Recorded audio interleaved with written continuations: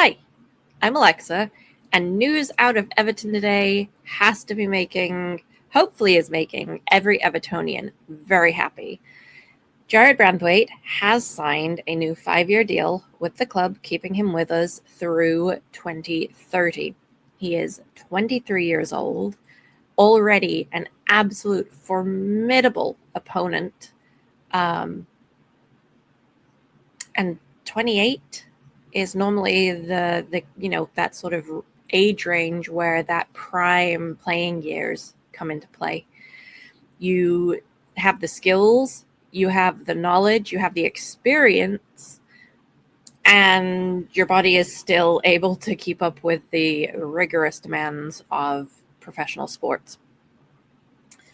I am very excited to see where Branthwaite goes in terms of his skills and his abilities and his accomplishments, both for Everton and hopefully for the England national team. It is a lot of pressure to put on these young kids, for sure. And I mean, 22 is definitely still young. 23 is still young. 22 is still young. And he's had this pressure for a couple of years now. I mean,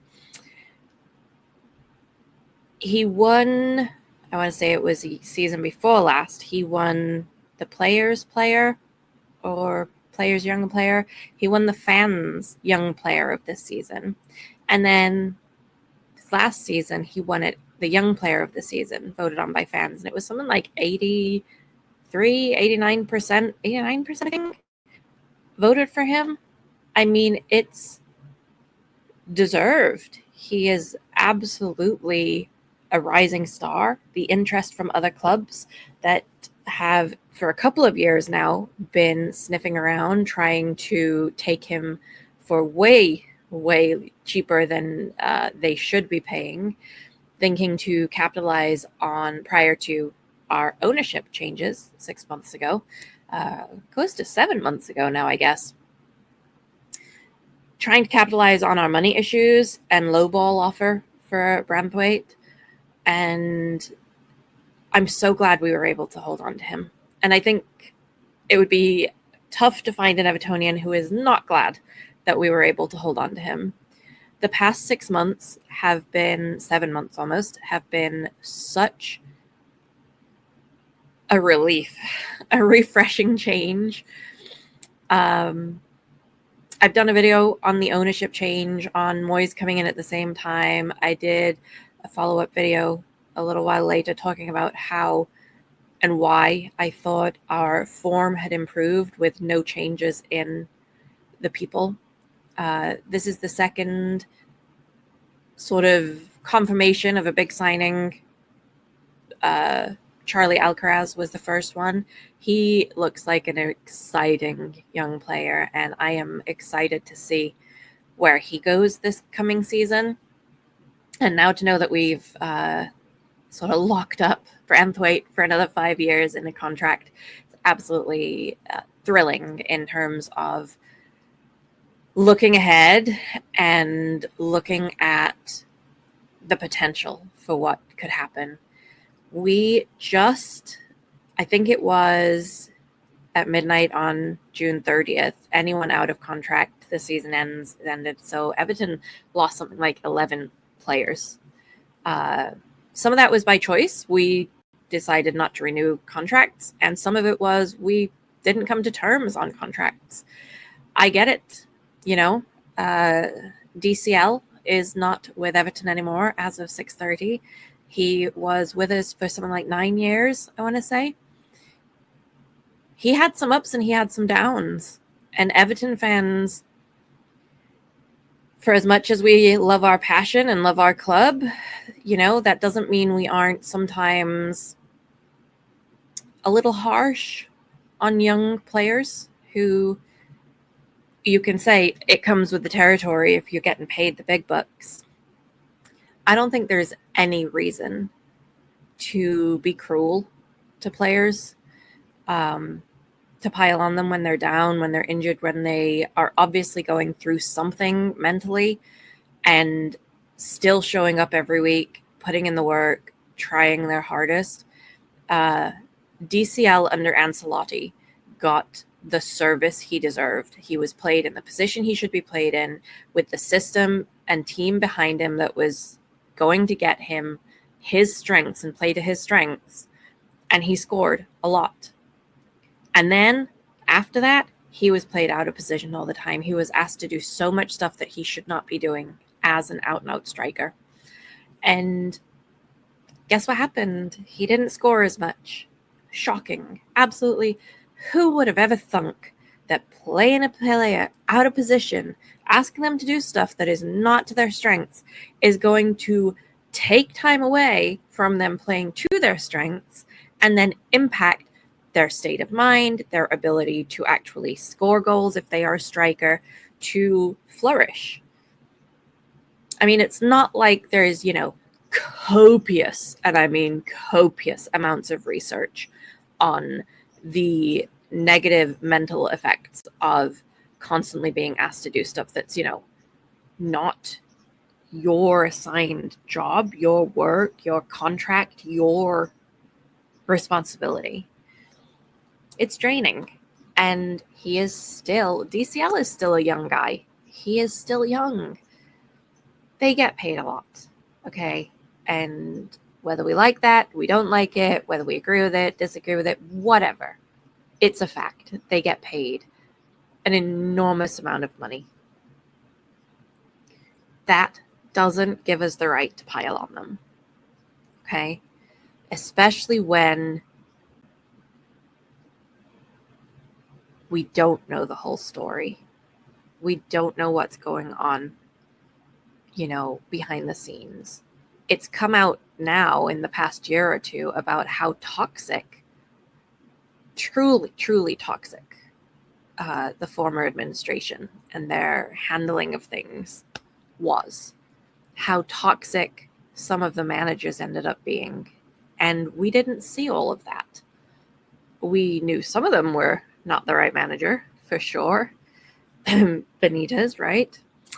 Yeah, we knew that one, but I think there were others that we didn't know about. There was stuff going on. And as the years rolled by and more people left, I mean, we had a couple of directors of football. That was the guy, Marcel Brands. He took several teams with incredible scouting. He made those teams.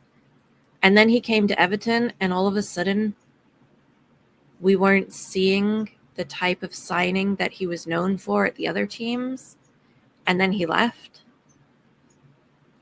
I mean, I think that was one of the biggest clues that something was going on, right? These past 6 months, to go back to the positive side of this, have been super refreshing. Our stadium is almost ready for our first full season. Our first season, I mean, we've only had test events in there so far, but our first full season under those lights, right on the banks of the Mersey. We have, like I said, we've got Alcaraz. Now Branthwaite signed a deal. I'm really hoping whoever we're going to get in to replace those 11 that we just lost a couple days ago, they need to get in soon. And hopefully before the U.S. tour. The U.S. tour, I'm a little bit annoyed right now. I got an email, I don't know if it was yesterday or today, 20% off tickets. But what about all the people who've already bought one? I mean, the tickets are exorbitant. When they first said they were going to 3 places, I was like, oh, I'm going to go to 2, probably 3. And then I saw the cost of the tickets. And listen, I get it. Man U is one of the 4 clubs, and they absolutely freaking fleece their fans in terms of how much they cost. I don't think I'm going to make... I mean, I haven't. I've decided not to go to New York or Atlanta. I mean, I'm still kind of hoping I could, make New York happen, but I do have quite a few other things going on, what with Oasis at the end of August, and the game in Chicago is a cost too, so just a lot going on.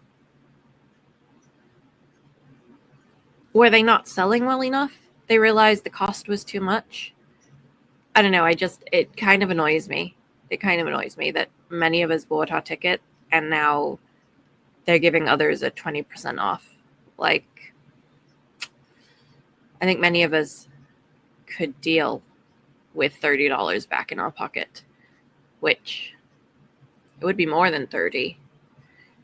It would be $36 for the ticket I got. And I got one of the cheaper tickets. I didn't get the upper stand. I got the cheapest and the lowest in the first tier.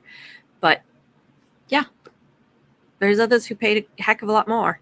And well, that is what it is.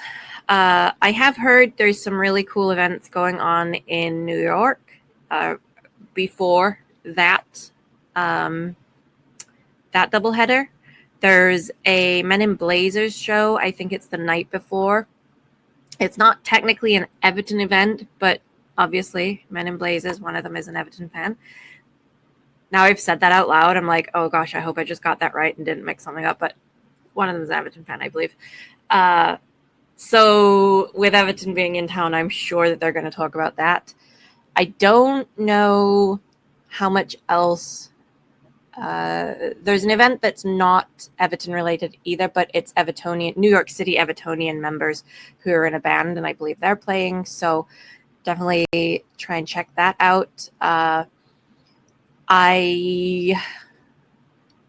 don't think it's in the Facebook group, but I think some of the stuff will get published up there if you're looking for the New York City Evertonians. Don't think I've seen it there yet. I haven't looked at the Chicago Evertonians. I'm really hoping there's a few events there, though I don't know if I'm going to be able to actually spend a lot of time out in Chicago for it. So a lot of questions, a lot of unknowns, but I do have, 4 weeks almost, basically, to figure that out.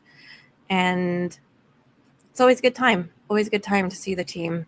And I'm just hoping it's not like 100-degree weather with 80% humidity, because that will be miserable. And if it is, and it's a doubleheader, I hope we're playing at whichever time is cooler in the day. I don't know if it's a day. I should really look at the details a little better. I don't know if it's an afternoon games, the 2 afternoon games, or like an evening, 2 evening games, but whichever one is cooler is the one I want Everton to be playing during that time. We need players. The season starts, 6 weeks, mid-August, 6-7 weeks. The schedule is out. I did read that our game on Bradley Lowry's birthday is against his favorite team. And I can see their top, and now they're Southampton, right? Southampton? Their name escapes me. It's been a really long day. Today, well, it's actually been going on for more than a week. Today, I had a technician come out to try and repair my work laptop because something is going on with the microphone. It's almost like someone's pressing the mute unmute button constantly, but like faster than anyone could press it. Well, maybe there's someone out there who can press it that fast, but like multiple times a second, it's flashing, and I can tell it's happening because it pops up a little microphone image and it has a slash through it if it's muted. So that was this whole thing. And yesterday we were on the phone with tech support for an hour and a half trying to like delete drivers, reinstall them, all this stuff. And obviously we just had the end of our financial year. We go through 6:30 at my work. So it also kind of coincides. It's like a really nice time to try and finish projects. So we've been trying to push some projects and get those finished. Just very busy. And then people are starting to take their vacations, right? I'm planning mine. And so, yeah, it's been a very busy week, very, very busy today, very busy.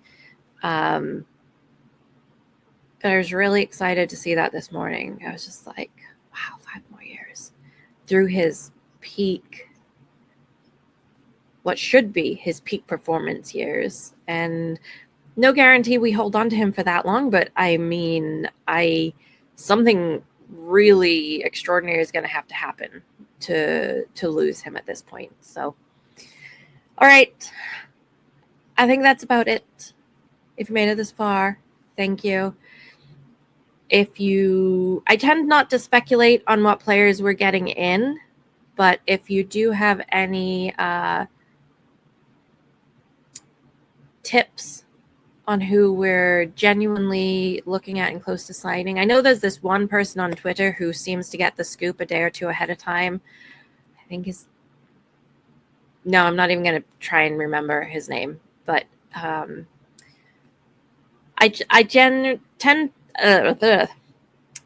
to say 4 different things at the same time. I generally tend to wait until it's announced on the official site, because speculation, we get our hopes up and then we don't get a player, and then it's kind of disappointing. Whereas if you just wait and you see, then you can be excited when, they officially announce. But if you do have anything, let me know in the comments below. And even if you don't know, who's someone you think we should look at? Who do you think would fit with the players we do currently have as of 7-1, losing all those 11 players on 6:30? Let me know. If you made it this far, thank you. As always, I will see you on the next one. Be kind to yourself.